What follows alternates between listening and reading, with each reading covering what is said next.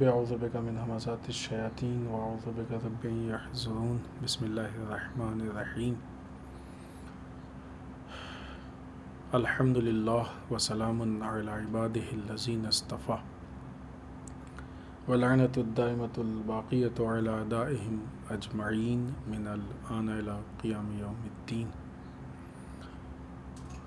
اما بعد فقد قال الحکیم بسم اللہ الرحمن الرحیم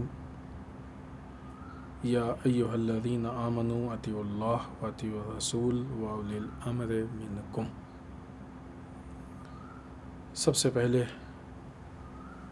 شب ضربت مولائے متقیان حضرت علی ابن ابی طالب علیہم الصلاۃ والسلام کی تسلیت اور تعزیت آپ سب کی خدمت میں عرض کرتے ہیں، اور ہم سب کی طرف سے تمام علماء، مراجع، ولی فقیہ، بالخصوص وقت کے امام کی خدمت میں تسلیت اور تعزیت عرض کرتے ہیں۔ اسی کے ساتھ اللہ سے دعا ہے کہ شب قدر میں سے اس پہلی شب قدر میں، بالخصوص اس لاک ڈاؤن کے زمانے میں، جبکہ نہ یہ کہ صرف ہمارا ملک بلکہ پوری دنیا، تقریباً پوری دنیا ایک مہلک بیماری کا شکار ہے۔ ایسی صورت میں اللہ سے اس شب قدر میں دعا کریں کہ اللہ ہم سب کو اس بیماری سے نجات عطا کرے،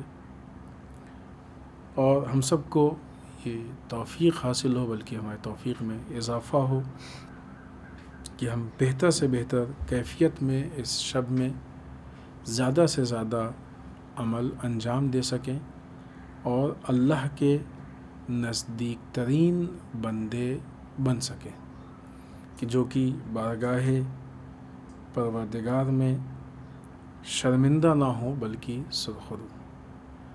شب قدر وہ شب ہوتی ہے کہ جہاں پہ انسان خود کو تبدیل کر سکتا ہے، اپنی تقدیر کو بدل سکتا ہے، اپنے مقدرات کو بدل سکتا ہے، لیکن یہ ساری چیزیں عمل کے ذریعے، البتہ ایسا نہیں ہے کہ بعد میں نہیں ہے، جو آج شب قدر میں طے ہو گیا پھر انسان مجبور ہو گیا، محتاج ہو گیا، ہمیشہ وہی ہونا ہے، ایسا نہیں ہے۔ وہ باتیں یہاں پہ اسی شب قدر کے سلسلے میں کافی پہلے بیان ہو چکی ہیں، اس کے بھی اپنا پورا ایک سسٹم ہے، لیکن یہ شب بہت اہم ہوتی ہے انسان کی زندگی کی سرنوشت کے لیے۔ لہٰذا انسان کی ذمہ داری یہ ہے کہ شب قدر میں، یا جو بات اس سے پہلے عرض کی گئی کہ پہلے سے اپنے آپ کو آمادہ کرے شب قدر کو درک کرنے کے لیے، پھر اس کے بعد انسان کی ذمہ داری بنتی ہے کہ شب قدر میں ایسا اپنے آپ کو اللہ کے سامنے پیش کرے کہ اپنے وجود کو تبدیل کرنے میں کامیاب ہو جائے۔ آئیے جو گفتگو ہم آج شروع کرنے جا رہے ہیں، کیونکہ وہ کل تک جو سلسلہ تھا وہ کل ختم ہو گیا، اس کے لیے قرآن مجید کی آیت شریفہ کا انتخاب کیا ہے۔ بہت مشہور آیت شریفہ ہے جس میں ارشاد رب العزت ہو رہا ہے، بسم اللہ الرحمن الرحیم، یا ایہا الذین آمنوا اطیعوا اللہ، اے صاحبان ایمان اللہ کی اطاعت کرو، واطیعوا الرسول، اور رسول کی اطاعت کرو، واولی الامر منکم، اور صاحبان امر کی اطاعت کرو۔ صاحبان امر وہ پوری وضاحت ہے، جس سے مراد ائمہ اطہار یا خود مولا کائنات حضرت علی بن ابی طالب علیہ الصلوۃ والسلام ہے۔ اس آیت شریفہ کی گفتگو کے ضمن میں جو گفتگو آج شروع ہو رہی ہے، اس کا عنوان ہے لیڈرشپ، یا لیڈر یا رہبریت یا رہبر کے حقوق اور ذمہ داری، کیونکہ خود لیڈرشپ یا لیڈر جو ہے وہ ایک بہت وسیع موضوع ہے، لہٰذا ان دو پہلو پہ اگر گفتگو کی جائے تو انشاءاللہ وہ اپنے وقت کے اندر ختم ہوگی، کیونکہ شب قدر اور یہ جو شب شروع ہو رہی ہے اور جو سلسلہ ہے شب ضربت، پھر شب شہادت، ساتھ میں جو شب قدر، یہ دونوں ہم کو یا پوری امت کو جس چیز کی طرف لے کے جا رہی ہے وہ ایک ایسی امت کہ جو صحیح سسٹم پہ عمل کرتے ہوئے اپنے لیڈر پہ سینٹرلائز ہو جائے۔ شب قدر میں جمع کون ہوتے ہیں؟ امت۔ شب قدر کیا مطلب؟ مناسبت شب قدر کی نزول قرآن۔ نزول قرآن یعنی الہی سسٹم کا نازل ہونا، الہی سسٹم کا نزول۔ اور شب ضربت رسول اللہ صلی اللہ علیہ وآلہ وسلم کی آنکھ کے بند ہونے کے بعد ہمارا اولین اور سب سے پہلا لیڈر مولا متقیان حضرت علی ابن ابی طالب علیہم الصلاۃ والسلام۔ تو اس شب کا تعلق ایک طرف سے لیڈرشپ سے بھی ہے، ایک طرف سے سسٹم سے بھی ہے، اور امت کو یہاں پہ اپنی ذمہ داری کا احساس کرنا ہے یا اپنے مقصد تک پہنچنا ہے۔ در واقع یہ تین چیزیں ہیں کہ جو کہ ضروری ہیں، اور ہمیں یاد ہے کسی موقع پہ ہم نے وعدہ کیا تھا کہ اس کو لے کے ہم کچھ وضاحت کریں گے، تو وہ ایک پہلو اس کا ہے کہ جو ہم انشاءاللہ یہ کچھ دنوں تک آپ کی خدمت میں عرض کریں گے۔ وہ تین چیزیں ہیں، یوں کہا جائے کہ ایک ٹرینگل ہے کہ جو تین چیزیں ہیں کہ جو ایک دوسرے سے متعلق ہے: سسٹم، امت، لیڈر۔ خوب امت تو ہے ہی، امت ہر جگہ ہے، امت ہی جو ہے ان چیزوں کو چاہتی ہے، ہم سب امت ہیں۔ اس امت کو اچھی زندگی گزارنے کے لیے ایک سسٹم کی ضرورت ہے۔ سسٹم اگر پرفیکٹ ہوگا تو امت کی زندگی بھی اچھی ہوگی، فیوچر بھی اچھا ہوگا، نتائج بھی اچھے ہوں گے، سب کچھ اچھا ہوگا، اچھا ہوتا جائے گا۔ اگر سسٹم خراب ہوا تو یہ امت نابود ہو جائے گی، کیونکہ سسٹم کے بغیر امت آگے نہیں بڑھ سکتی، سسٹم کے بغیر امت کہیں پہ نہیں پہنچ سکتی۔ آپ دیکھیں کہ دنیا میں اتنے سارے ملک ہیں، بعض ملک بہت تیزی سے ترقی کر رہے ہیں اور بعض ملک جو ہیں وہ بہرحال پریشان۔ کیوں؟ اس لیے کہ ان کے بیچ میں سسٹم کا فرق ہے۔ کہتے ہیں وہاں والے ایسے ہوتے ہیں، وہاں نہیں، ایسے ویسے نہیں ہوتے۔ یہی ان کی تربیت کی جاتی ہے، ذہنی تربیت کی جاتی ہے، تعلیم و تربیت میں ان کو بتایا جاتا ہے، اس حساب سے وہ تبدیل ہوتے ہیں۔ ہندوستان میں بھی بعض علاقوں میں الگ مزاج کے لوگ مل جائیں گے اور دوسرے علاقے میں الگ مزاج کے لوگ مل جائیں گے۔ کیوں؟ اس لیے کہ ان کی اس حساب سے تربیت کی گئی ہے یا وہاں کے سسٹم میں فرق ہے۔ تو جیسا سسٹم ہوگا، اگر سسٹم اچھا ہوگا تو اچھائی کی طرف جائے گا، سسٹم برا ہوگا تو برائی کی طرف اور خرابی کی طرف لے کے جائے گا۔ تو دوسری چیز یہ کہ ہم کو پرفیکٹ سسٹم چاہیے۔ دنیا کے جتنے سسٹم ہیں ان سارے سسٹم میں سب سے پرفیکٹ سسٹم الہی سسٹم ہے، اللہ کا سسٹم ہے، کیونکہ دنیا والوں کے سسٹم ناقص ہوتے ہیں، اللہ کا بنایا ہوا سسٹم کامل ہے۔ جو قرآن مجید انشاءاللہ ہم آج شب میں جس قرآن مجید کو اپنے سر پہ رکھ کے عمل کریں گے اور اس کے بعد وہ دعائیں پڑھیں گے، حتماً ان دعاؤں کو پڑھنے سے پہلے ان کا ترجمہ پڑھیے گا، تاکہ آپ کو معلوم ہو کہ آپ اللہ سے کیا کہہ رہے ہیں، آپ اللہ سے کیا گفتگو کا مطلب قرآن مجید کو سامنے کھول کے دعا پڑھتے ہیں، ایک بار سر پہ رکھ کے دعا پڑھتے ہیں، ان دونوں دعاؤں کا ترجمہ پڑھیے گا کہ آپ اللہ سے کیا بات کر رہے ہیں، اللہ سے کیا کہنا چاہتے ہیں، کیا اللہ سے گفتگو کر رہے ہیں۔ بغیر سمجھے بات کرنے کا کوئی مزہ نہیں ہے، کوئی لطف نہیں ہے۔ یہی قرآن مجید الہی سسٹم ہے۔ باقی جتنے سسٹم ہیں دنیا والوں کے سسٹم ہیں، دنیا کے بنائے ہوئے سسٹم ہیں، اس سسٹم میں نقص بھی ہے، کمی ہے، زیادتی ہے، سب کچھ ہے، لیکن اللہ کا سسٹم پرفیکٹ سسٹم ہے، کوئی کمی نہیں ہے اس میں۔ لیکن یہ پرفیکٹ سسٹم، اچھا سے اچھا سسٹم بھی اس وقت تک کام نہیں آتا ہے، کامیاب نہیں ہوتا ہے، سکسیس نہیں ہوتا ہے جب تک پرفیکٹ لیڈر نہ ہو۔ لیڈر کی ضرورت ہوتی ہے ہر قوم کو، لیڈر حتماً ہوگا، بغیر لیڈر کے قوم نہیں چلتی ہے۔ چھوٹی سی انجمن بھی بنتی ہے تو اس کا لیڈر بنتا ہے، چھوٹا سا ادارہ بھی بنتا ہے تو اس کا لیڈر بنتا ہے، گھر میں بھی ایک لیڈر ہوتا ہے۔ اللہ کے سسٹم میں بھی سب کو اللہ نے ولایت دی ہے، اسی لیے گھر میں باپ کو ولایت دی ہے، مومنین کو مومنین پہ ولایت دی ہے، دوستوں کو ایک دوسرے پہ ولایت دی ہے۔ تو یہ ولایت کا سسٹم اپنی جگہ پہ ہے، لیڈر تو ہوتا ہی ہوتا ہے. اب اگر ہم اچھے لیڈر کو نہیں اختیار کریں گے تو لامحالہ برا لیڈر آ جائے گا. اتنے سارے اسلامی ممالک ہیں، سب کے پاس یہی قرآن ہے، لیکن آپ دیکھ سکتے ہیں کہ عملی اعتبار سے ان ملکوں کے بیچ میں فرق کیا ہے.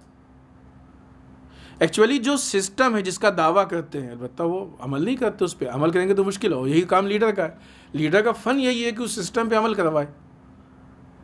اتنے سارے اسلامی ممالک ہیں کہ جن کا دعویٰ یہ ہے کہ قرآن مجید ہماری کتاب ہے، ہمارا سسٹم ہے، لیکن ان سارے ممالک کے بیچ میں جو ایک نمایاں فرق ہم کو دکھ رہا ہے، محسوس ہو رہا ہے کہ یہ سارے ممالک ایک طرف اور ان سب ممالک کے بیچ میں ایک ایران ایک طرف. اب یہ وہ مثال اس لیے دے رہے ہیں کہ وہ پریکٹیکلی چیز وہیں پہ ہے. حتیٰ اس میں بعض ممالک کی جو بے غیرتی کی انتہا کر دی اور اسلام کی توہین کا باعث بن گئے کہ وہ اتنے پرفیکٹ سسٹم کو لینے کے باوجود بھی امریکہ اور اسرائیل جیسے ظالم، جابر، بدترین، بدکردار، بدبخت، جواری، شرابی جیسے حکمرانوں کے تلوے چاٹتے ہیں. تمہارے پاس اتنا اچھا سسٹم ہے، تم اس سسٹم کو چھوڑ کے ان کے ناقص حیوانی سسٹم کو کیوں اتنا پسند کرتے ہو، کیوں فالو کرتے ہو؟ بعض اوقات ہماری قوم میں بھی بعض لوگوں کو برا لگتا ہے امریکہ کو کیوں کہتے ہیں ایسا، جبکہ وہی لوگ بعض اوقات اسلام کے سسٹم پہ عمل کرنے میں ان کو کراہت محسوس ہوتی ہے، مشکل محسوس ہوتی ہے.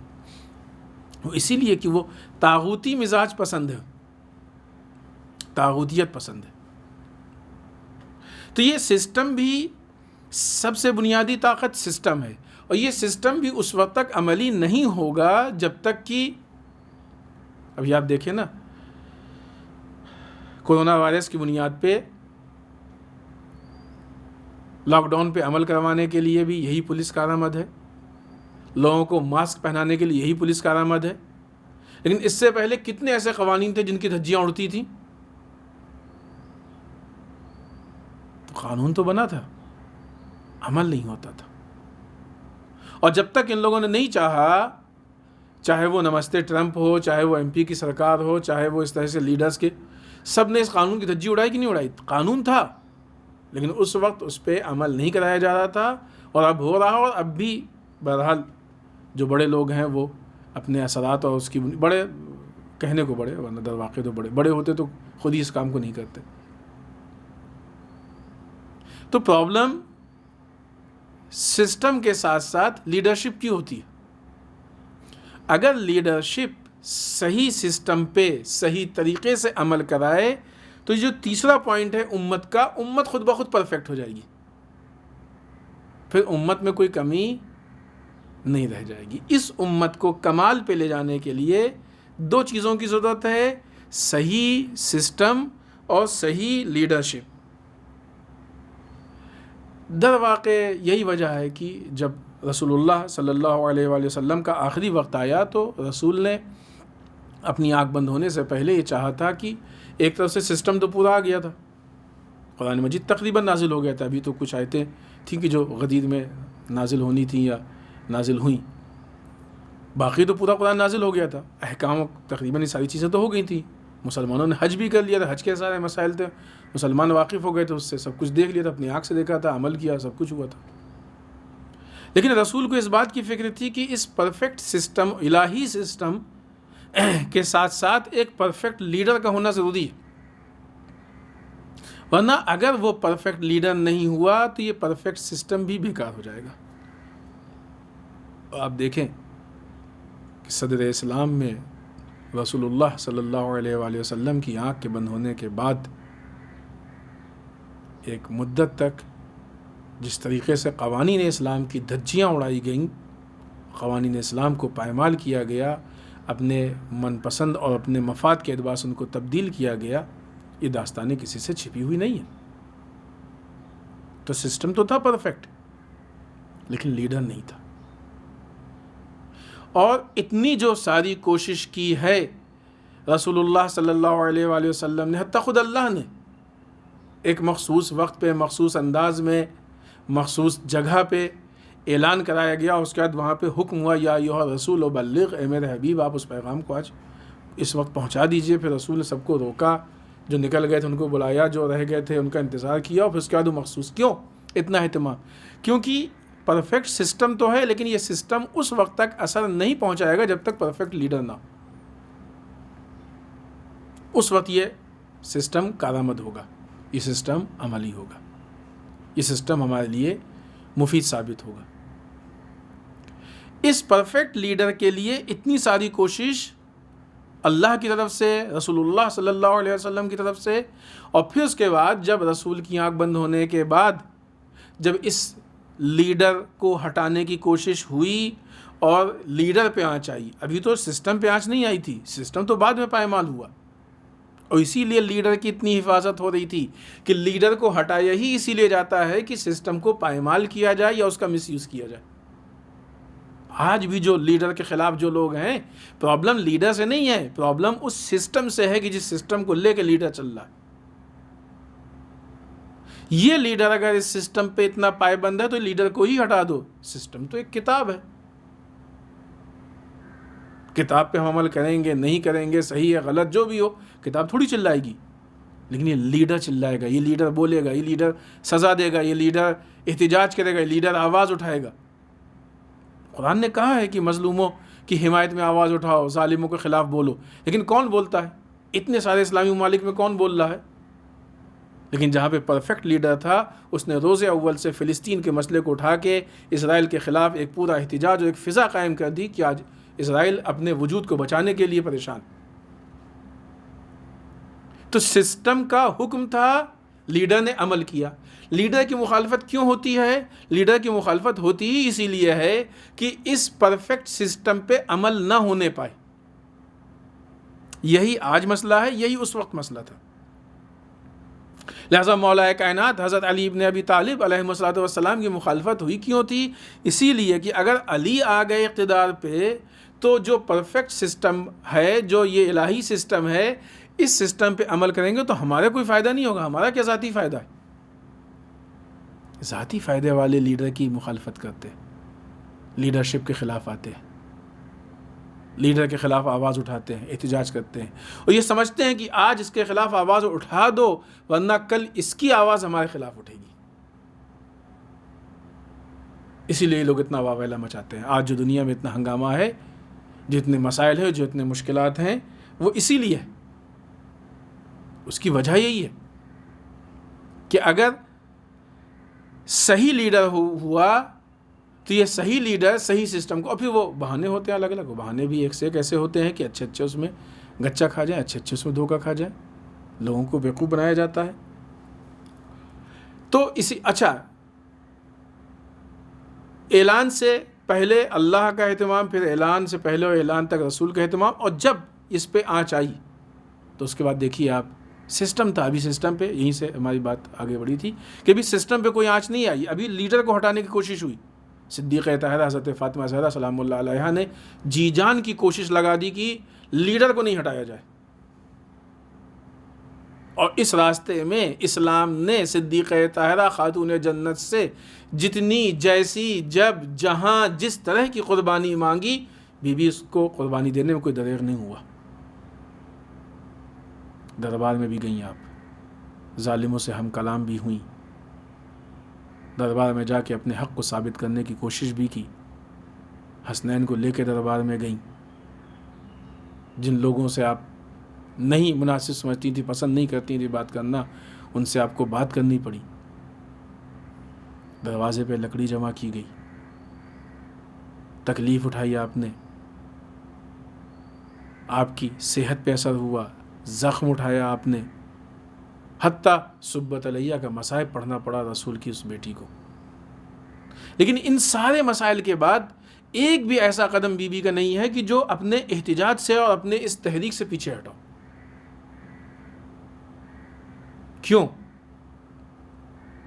صدیقہ طاہرہ کی ساری کوشش سسٹم کے لیے نہیں تھی، لیڈر کے لیے تھی. لیڈر بچ گیا تو کل سسٹم بچ جائے گا، اور اگر لیڈر نہیں بچا تو یہی لوگ کل سسٹم کو ایسا توڑ مروڑ دیں گے کہ بظاہر ہوتے ہوئے بھی سسٹم باقی نہیں ہوگا. اور یہ دنیا کی پوری پالیسی. بہت سارے لیڈرز کہ جو سسٹم کو استعمال کرنا چاہتے ہیں اور اپنے حساب سے یوز کرنا چاہتے ہیں، وہ یا تو لیڈر خائن ہوتا ہے اور یا اگر عادل لیڈر ہو تو اس لیڈر کو ہٹا دیتے تاکہ خیانت کی جا سکے، خیانت ہو۔ اصل جو لیڈرشپ اور رہبری ہے وہ کس کی ہے؟ مولا کائنات حضرت علی ابن ابی طالب علیہ السلام کی۔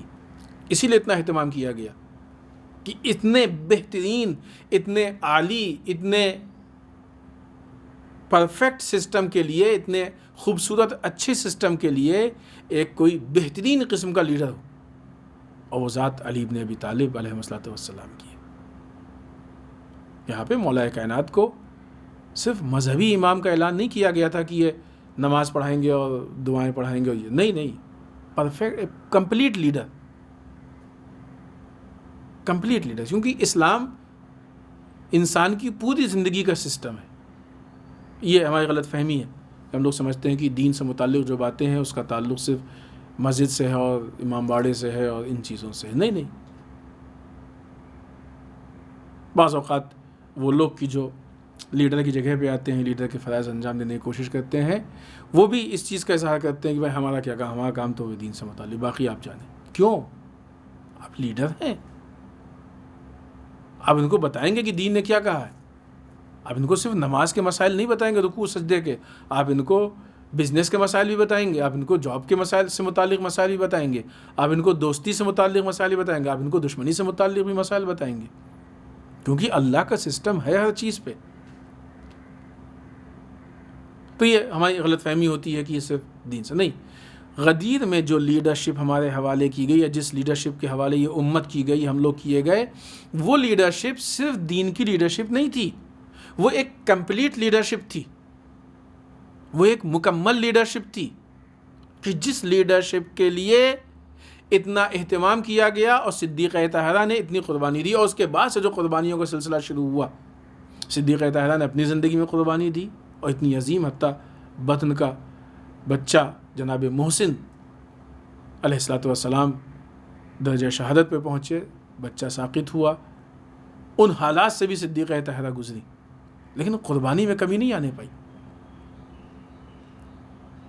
صدیقہ طاہرہ کی شہادت کے بعد آپ دیکھیں تو خود مولا کائنات حضرت علی بن ابی طالب علیہ السلام نے کیا کم قربانیاں برداشت کی ہیں۔ حتیٰ اقتدار مل جانے کے بعد بھی جو لوگ اس سسٹم کا مس یوز کرنا چاہتے تھے، ایک یاد ہوگا اگر آپ کو تو انہی ایام شبائے قدر میں ایک سال ہم نے دوستان امام علی، ایک سال دشمنان امام علی پہ گفتگو کی۔ دشمنان امام علی میں تھوڑی سی وضاحت کی تھی، اگرچہ وہ کیوں کیسے ہو، تحلیل بہت لمبی ہے، اس میں انشاءاللہ پھر کبھی موقع ہوا تو باتیں پیش کریں گے۔ تو یہ جو لوگ امام علی کے دشمنان، اس میں قسم بتائی تھی کہ کون کس طرح کے دشمن تھے، کن کو کیسی توقع تھی، کیا چاہتے تھے، جس کو اپنی اس توقع اور اپنے مفاد کا نقصان محسوس ہوا تو امام علی کا دشمن ہوا۔ کون کس لیے دشمن تھا؟ اس میں سے ایک گروہ تھا جو سیاسی دشمن تھا، جس کو چاہیے ہی اقتدار تھا۔ کچھ دشمن تھے جن کو امام علی سے کچھ توقع تھی، توقع پوری نہیں ہوئی تو دشمن ہوئے، تو ان کو اس سے پرابلم نہیں تھی کہ علی حاکم بنے، علی لیڈر کی شکل میں، ان کو اس سے پرابلم نہیں تھی، آپ لیڈر بنے، لیکن ہم کو مثلاً آپ سے یہ امید ہے کہ ہم کو عہدہ ملے، یہ ملے، وہ ملے، تو اگر آپ دے رہے ہیں تو ٹھیک ہے، آپ حاکم ہیں، اگر آپ نہیں دے رہے ہیں تو آپ نااہل ہیں۔ یہ ہوتا ہے لیڈر کے لیے، ہم جو چاہیں وہ کر رہے ہو تو لیڈر صحیح ہو، ہمارے مزاج کے خلاف ہے تو غلط ہو۔ انشاءاللہ کسی دن اس پہ تھوڑی سی بات کریں گے، اور یہ اہم ہے یہ بات۔ آج جو ہمارے یہاں ایک لیڈرشپ اور سینٹرلائز لیڈرشپ نہیں ہو پا رہی ہے، اس کی ایک بہت بڑی وجہ یہی ہے کہ ہم صحیح اور پرفیکٹ طریقے سے ایک لیڈر پہ سینٹرلائز اور متفق نہیں ہو پا رہے۔ لہٰذا ان کو توقع تھی، ٹھیک ہے آپ لیڈر رہیں، آپ حاکم رہیں، ہم کو نہیں چاہیے، لیکن ہمیں جو چاہیے وہ آپ ہمیں دے دیجئے۔ لیکن ایک گروہ جس سے امام علی کی دشمنی تھی اور جس سے امام علی کی جنگ ہوئی، اس کو یہ نہیں تھا کہ ہم کو حکومت چاہیے، کمپلیٹ حکومت، پولیٹیکل دشمن ہیں آپ کے، لہٰذا ان سے بھی جنگ کرنی پڑی، ان سے بھی جنگ کرنی پڑی، پھر اس کے نتیجے میں تیسرا گروہ سامنے آیا، اس سے بھی جنگ کرنی پڑی۔ 4 سال 9 مہینے کے عرصے میں امام علی نے 3 بڑی جنگیں لڑی، جس میں مسلمانوں کو بہت زیادہ نقصان ہوا، اور یہ تینوں جنگیں تحمیلی جنگ تھی، حمل کی گئی تھی، لادی گئی تھی امام علی پہ۔ امام علی نہیں چاہتے تھے کہ جنگ کریں، امام علی نہیں چاہتے تھے کہ جا کے امام علی مسلمانوں کا بہتا ہوا خون دیکھیں، مولا نہیں چاہتے تھے کہ یہ حالات پیش آئیں کہ مسلمانوں کو مسلمانوں سے جنگ کرنی پڑے. لیکن وہ لوگ کی جو مادیت کے دیکھیں پہچانے، جو مادیت کے پیروکار تھے، مادیت کے پیچھے بھاگ رہے تھے، وہ صرف اس لیے کہ اب ظاہر سی بات ہے قرآن کو تو نہیں تبدیل کر سکتے ہیں، لیکن ایک ایسا لیڈر ہم بن کے سامنے آ جائیں کہ جو اس سسٹم سے کھلواڑ کرے اور اپنے فائدے کے لیے کام کرے، ذاتی فائدہ اٹھائے. لہٰذا اگر کام امام علی کر رہے ہیں، حتیٰ 2 مرحلوں کے بعد جب امام علی علیہ السلام کے پاس حکومت آئی تب بھی اسی طرح کی شرط لگائی گئی تھی کہ آپ مثلا فلاں فلاں پہ عمل کریں، تو عمل کریں نہیں، ہم قرآن اور سنت رسول کے ذمہ دار ہیں، اس کے آگے کے ہم ذمہ دار نہیں ہیں. سسٹم پرفیکٹ ہوگا تبھی ہم لیڈرشپ کو ایکسیپٹ کریں گے. سسٹم میں اگر ذرا سی کمی زیادتی ہوگی تو ہم لیڈرشپ ایکسیپٹ نہیں کریں گے. صاف انکار کیا امام علی نے. نتیجہ یہ ہوا کہ چلی گئی لیڈرشپ، اور پھر اس مزاج کے آدمی جن کو چاہیے تھی، اور پھر پوری گفتگو سامنے ہے کہ جو ایک پورا معرکہ ہے، مرحلہ ہے. اور پھر تیسرے مرحلے کے بعد پھر حکومت امام علی کے دروازے پہ آئی، چوکھٹ پہ آئی، اور امام علی نے پھر اس حکومت کو اپنے شرائط کے مطابق ایکسیپٹ کیا، قبول کیا. اور ادھر ایکسیپٹ کیا، ادھر پھر جن لوگوں کو توقع تھی، توقع بڑھنے لگی. توقع امام علی کے قانون کے مطابق نہیں تھی کہ وہ پوری کی جائے، پوری نہیں کی، لہٰذا پھر وہ مسائل پیدا ہو گئے، مشکلات پیدا ہو گئے. پھر اس مزاج کے لوگ جو ہیں وہ بغاوت اور سودش ان چیزوں کے لیے سامنے آنے لگے. تو یہاں پہ یہ لوگ چاہتے نہیں تھے کہ لیڈر جو ہے وہ اس سسٹم پہ عمل کر پائے. یہ نہیں چاہتے تھے کہ لیڈر اس سسٹم کے مطابق نہیں، لیڈر اپنے حساب سے سسٹم کو توڑے. وہ لیڈر نہیں جو اپنے حساب سے سسٹم کو توڑ مروڑ لے. اور یہ بھی ہم یاد رکھیں کس کی سیرت. اگر آج ہم اگر یہ امید رکھتے ہیں کہ ہمارا لیڈر ہمارے حساب سے سسٹم کو توڑ مروڑ، دیکھیں سسٹم کبھی تبدیل نہیں ہوتا ہے، کبھی تبدیل نہیں ہوتا ہے. جب انشاءاللہ وہ وضاحت کریں گے، لیکن آج اشارہ ہم کرتے چلیں کہ بعض اوقات لیڈر سے یہ امید ہوتی ہے، توقع کی جاتی ہے کہ وہ ہمارے حساب سے ہاں یا غلط، صحیح غلط یا ہاں یا نہیں کہہ دے. اس کے ہاں یا نہیں اور صحیح غلط کہنے سے کوئی چیز صحیح غلط نہیں ہو جائے گی. وہی صحیح ہے جو سسٹم میں صحیح ہے، اور وہی غلط ہے جو سسٹم میں غلط ہے، اور روز محشر اسی سسٹم کے مطابق ہمارا حساب و کتاب ہوگا. لیڈر کے کہہ دینے سے کچھ چینج نہیں ہو جائے گا. لیکن ہاں اگر لیڈر بھی امام علی کے نقش قدم پہ چلنے والا ہے تو وہ بھی نہیں کہے گا، وہ بھی وہی کہے گا جو سسٹم کہتا ہے. پھر چاہے انسان ڈرا کے کہلوانا چاہے، چاہے چاپلوسی سے کہلوانا چاہے، چاہے للچا کے کہلوانا چاہے، لیڈر اگر پرفیکٹ ہے تو سسٹم کے ساتھ کھلواڑ نہیں کرے گا. لہذا جیسے ہی مولا کائنات حضرت علی بن ابی طالب علیہ الصلوۃ والسلام کی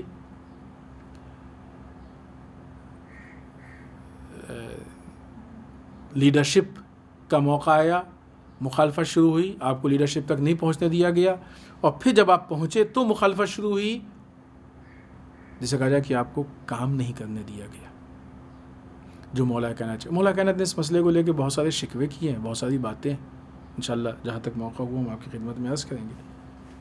مولا کائنات جو چاہتے تھے وہ کام نہیں کر پائے. کیوں؟ اس لیے کہ سسٹم کا کام یہ ہے کہ سسٹم ایسا ہو کہ جو لوگوں کو کمال کی طرف لے کے جائے. کمال کس کو کہتے ہیں؟ مشکلات یہیں پیدا ہوتی ہیں. دنیا والوں کی نگاہ میں کمال یہ ہے کہ آپ ان کو بہت ہی عیش و عشرت کی زندگی دے دیجیے، لیکن اللہ کے قانون میں کمال یہ ہے کہ انسان مقصد حیات کو حاصل کر لے، زندگی کے مقصد کو حاصل کر لے، یہ کمال.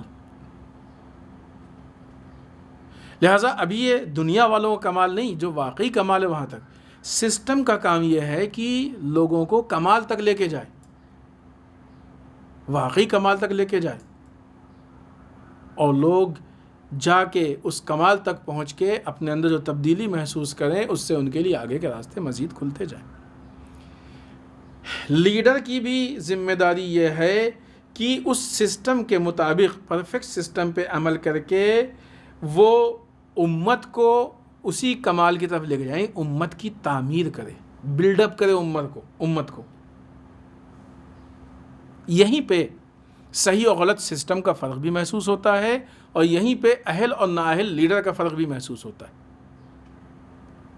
نااہل لیڈر لوگوں کو بیوقوف بنا کے اپنا الو سیدھا کرتے ہیں اور بعد میں پھر ان کو پھینک دیتے ہیں۔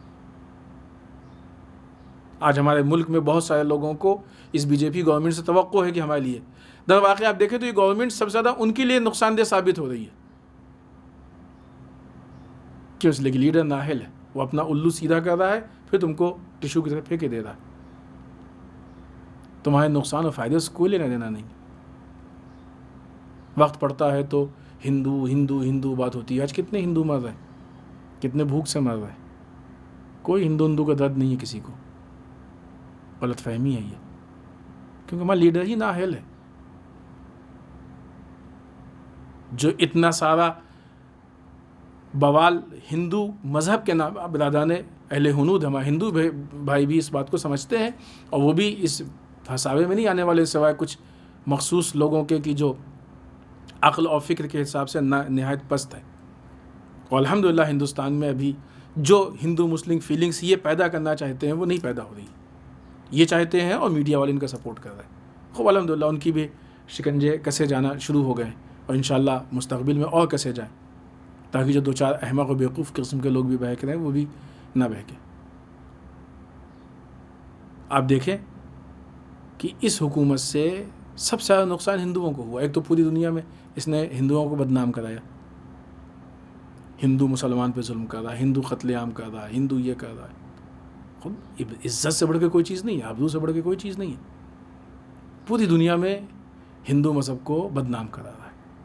یہ ویسے ہی ہے جیسے امریکہ اور اسرائیل نے پوری پالیسی کے ساتھ القاعدہ، طالبان اور ISIS کو بنایا تھا تاکہ مسلمانوں کو بدنام کرے۔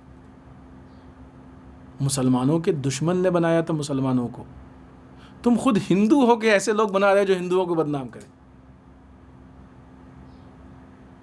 جب تمہاری وجہ سے، ابھی تو لاک ڈاؤن ہے، اس سے پہلے جب جاب ختم ہو رہے تھے، تو چونکہ اکثریت ہندوؤں کی ہے لہذا نقصان بہت سے بہت 5 یا 10% مسلمانوں کو، ہندوؤں کو زیادہ تھے۔ آج کورونا وائرس کا بہت بڑا اثر گجرات بالخصوص احمد آباد پہ یہ آیا نہیں ہے، یہ نمستے ٹرمپ میں لایا گیا ہے۔ اور ظاہر اس کو یہ کہیں نہ لایا گیا، جب حالات ہو گئے تھے، وائرس کی دستک ہو گئی تھی ہمارے یہاں، مریض پہنچ چکے تھے، دنیا میں پہنچ رہے تھے، دنیا جو ہے احتیاط کی طرف بڑھ رہی تھی، WHO نے بھی بہت ساری چیزوں کو پیش کر دیا تھا۔ ایسی صورت میں اتنا بڑا پروگرام کون سی عقل کہتی ہے؟ تو یہاں بھی کس کو نقصان ہوا؟ زیادہ ہندوؤں کو ہوا۔ ایسا نہیں کہ ہم اس پہ خوش ہیں، ہمیں افسوس ہے، کیونکہ ہر مرنے والا ہمارا بھائی ہے، چاہے وہ جس اعتبار سے ہو۔ یہاں پہ اس ساری گفتگو کا مقصد یہ ہے کہ جب لیڈر نااہل ہوتا ہے تو امت کو برباد کر کے چھوڑ دیتا ہے، یوز کر کے چھوڑ دیتا ہے۔ اس کے لیے امت کی حیثیت صرف ٹیشو پیپر کی جیسی ہوتی ہے۔ اگر وہ حمایت کا اعلان کرے تو حمایت مقصد نہیں ہے، حمایت بہانہ ہوتا ہے۔ CAA کی بنیاد پہ اتنے بڑے بڑے دعوے تھے، آج ہمارے ملک کے کتنے ایسے لوگ ہیں کہ جو واقعی مذہب سے ہندو ہیں، اپنے وطن جانا چاہتے ہیں، ان کے لیے نہیں ہے کہ وسائل فراہم نہیں کیے جا رہے ہیں، بلکہ ان کے اوپر لاٹھی اور ڈنڈے برسائے جا رہے ہیں۔ بھوکے مر رہے ہیں کتنے لوگ، کتنوں نے بھوک کی وجہ سے۔ جس طریقے سے یہ بڑے بڑے ارب پتیوں کے قرضوں کو معاف کر سکتے ہیں، کہ کیا کسانوں کے جو ہے 10-20 ہزار 25 ہزار کے قرضے کو نہیں معاف کر سکتے، جس کی وجہ سے وہ خودکشی کر لیتے ہیں بعض اوقات۔ تو یہ صرف نوٹنکی یا کچھ نہیں ہے، یہ خالی یوز کر رہے ہیں، نام یوز کر رہے ہیں اپنے مقصد تک پہنچنے کے لیے۔ مقصد کچھ اور ہے۔ جس طریقے سے انسان ٹیشو پیپر یوز کرتا ہے، پھینک دیتا ہے، یوز اینڈ تھرو، ویسے یہ لوگ امت کو یوز کرتے ہیں۔ نااہل لیڈر امت کو یوز کرتا ہے، وہ امت کو تعمیر کی طرف، بلڈ اپ کی طرف لے کے نہیں جاتا ہے، امت کو بنانے کی نہیں سوچتا ہے، بلکہ امت کو استعمال کرنے کی سوچتا ہے، استحصال کی سوچتا ہے کہ کس طریقے سے ہم اس سے فائدہ اٹھائیں۔ لہٰذا ایک صحیح لیڈر کی ذمہ داری یہ ہے کہ امت کو تعمیر کی طرف لے کے جائے۔ نااہل لیڈر امت کو خراب اور تخریب کی طرف۔ امتیں خود سے نہیں طے کرتی ہیں کہ ہم صحیح ہیں غلط ہیں، ہم کو صحیح ہونا غلط ہے، نہیں، ان کی تربیت جیسی ہو، ان کو جس راستے پہ لے کے جایا جائے۔ اگر ہماری یہی حکومت جس زور کے ساتھ تعصب اور یہ خرابیاں اور پرابلمس کو پھیلا رہی ہے، اگر اسی زور کے ساتھ اس نے ہندوستان میں ایجوکیشن کو پھیلایا ہوتا، دعوے تو بڑے بڑے تھے کہ ہم امریکہ کو پیچھے چھوڑ دیں گے، فلاں کو پیچھے چھوڑ دیں گے، لیکن اوقات تب کھل کے سامنے آئی جب آنے کے بعد وہی پاکستان کی مخالفت، وہی پاکستان کی تم پہلے پاکستان ہوتا ہے ہمارا ملک پاکستان سے قوی تھا اور ہے ابھی الحمدللہ، حالانکہ آپ نے بہت نقصان پہنچایا لیکن ہے ابھی بھی، لیکن تمہاری فکر ابھی پاکستان سے نیچے، تم پہلے اپنی فکر کو پاکستان سے اوپر لے کے آؤ، پھر تم سوچنا کسی کو. ہم تو امریکہ کو بھی کسی لائق نہیں سمجھتے، کیونکہ وہ لوگ بھی جو ہے وہ اپنی امت کو خراب کر رہے ہیں. تم اپنی امت کی، اپنے قوم کی صحیح تربیت کرو، کیونکہ آج ہماری قوم میں وہ صلاحیت ہے کہ وہ کسی بھی کمال تک پہنچ سکتی ہے، بس ضرورت یہ ہے کہ ایک صحیح لیڈرشپ اس کو کمال کی طرف لے کے جائے.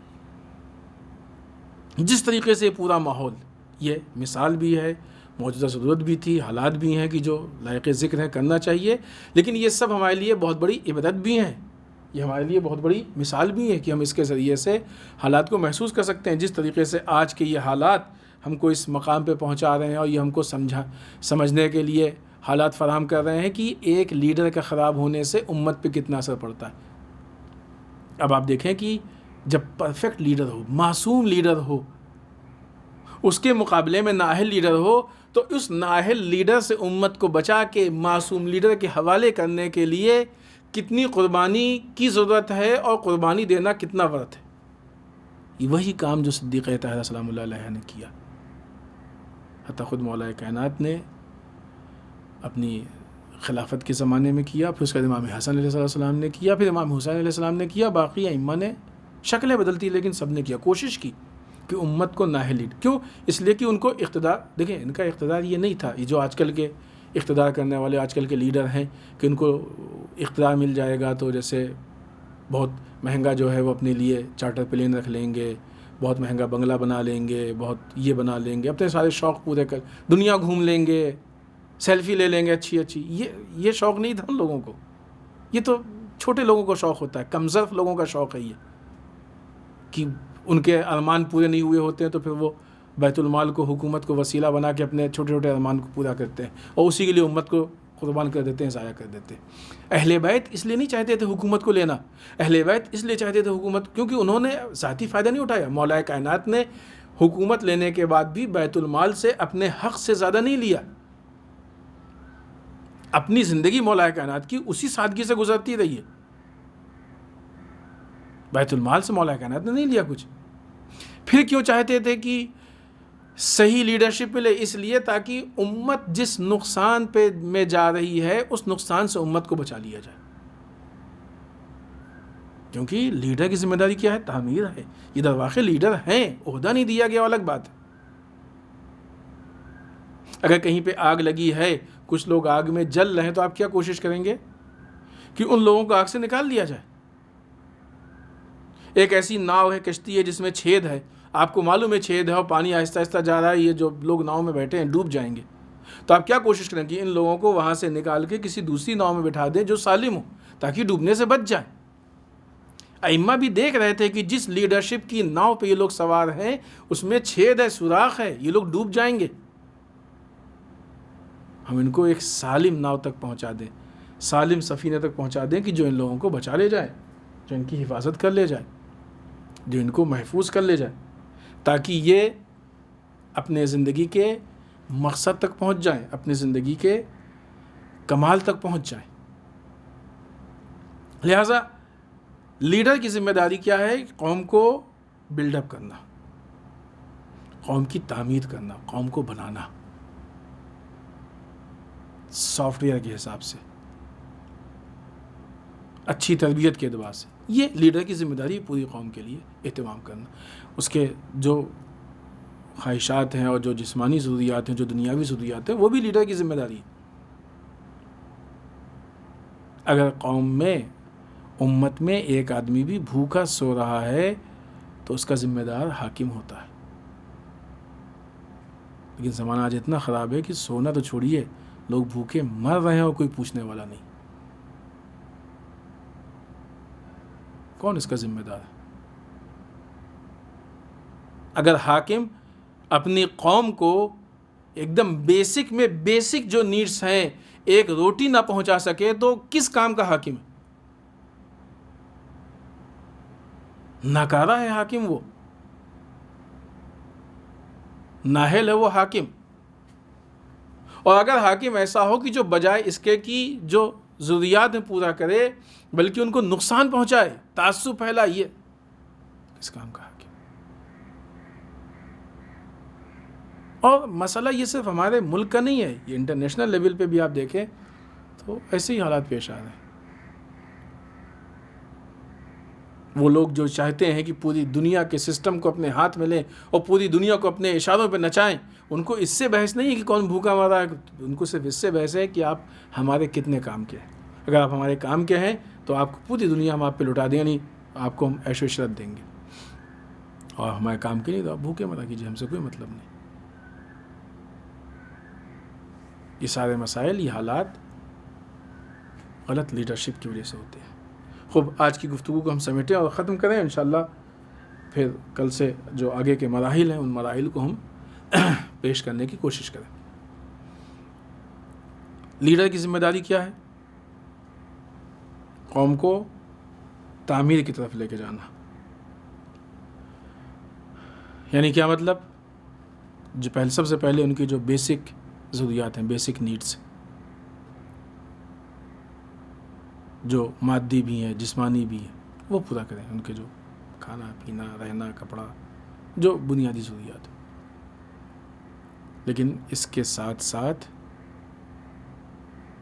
جو اہم چیز ہے، جو چیز کمال تک لے کے جاتی ہے، وہ یہ کہ امت کی صحیح تربیت کی کوشش کی جائے۔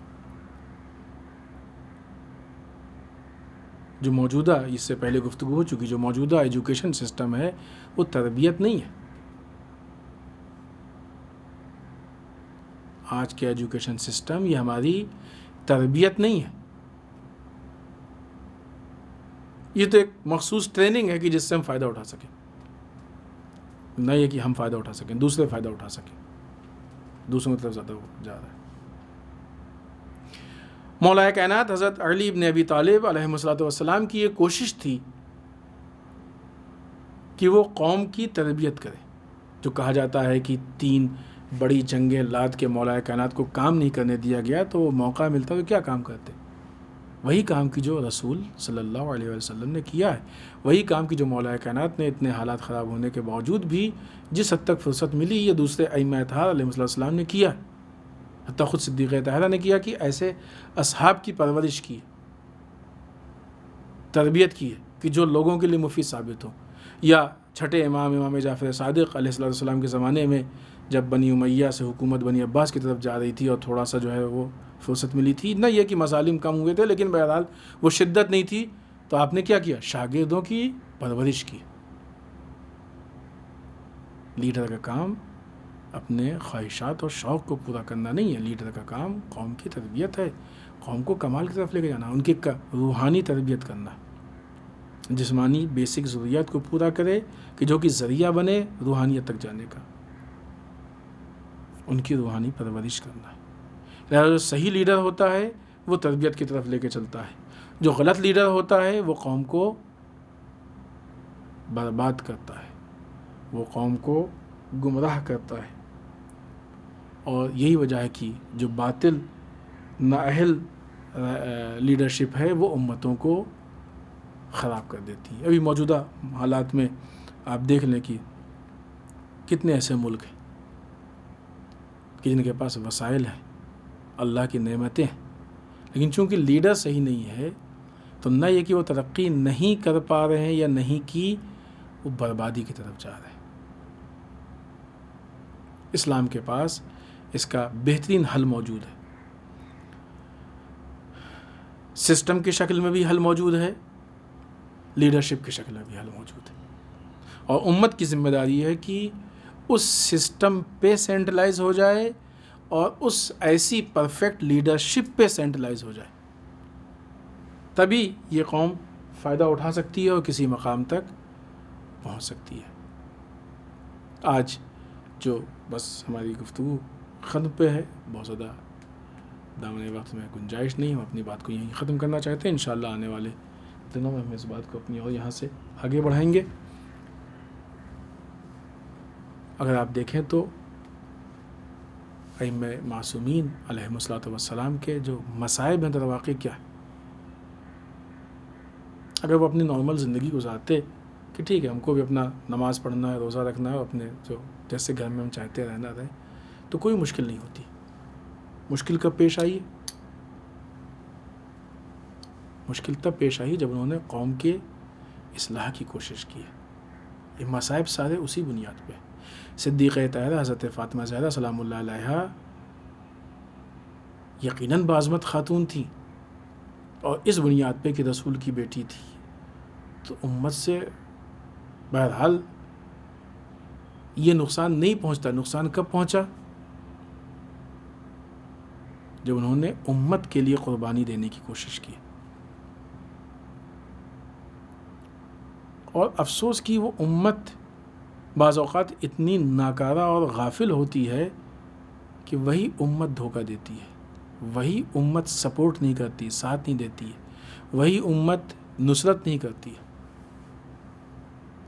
مولا کائنات کے بارے میں آپ کو معلوم ہوگا